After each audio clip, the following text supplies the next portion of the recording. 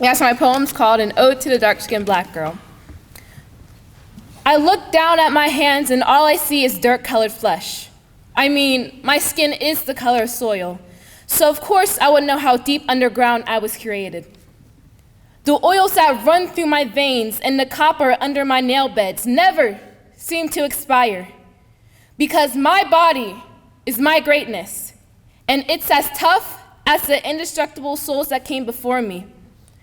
The golden hues that are painted on my thighs and the curly cues that were put upon my head for purpose have more body than the ocean's strongest waves and hotter than the world's volcanic lava.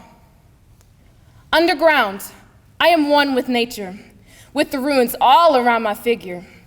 We got diamonds embedded in our minds and golden mines implanted in our eyes.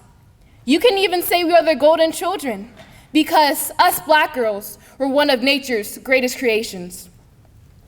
And I'm talking about the girls with the deep, dark skin who hide under the trees.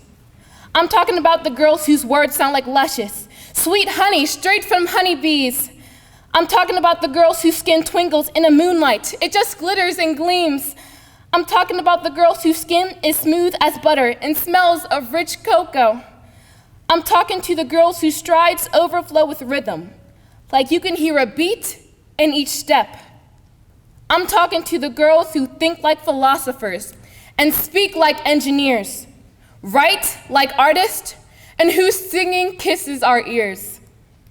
I'm talking to the beautiful, dark chocolate girls, because you girls, you black girls, you dark-skinned black girls, y'all are beautiful, you are smart, and you can do anything. Thank you.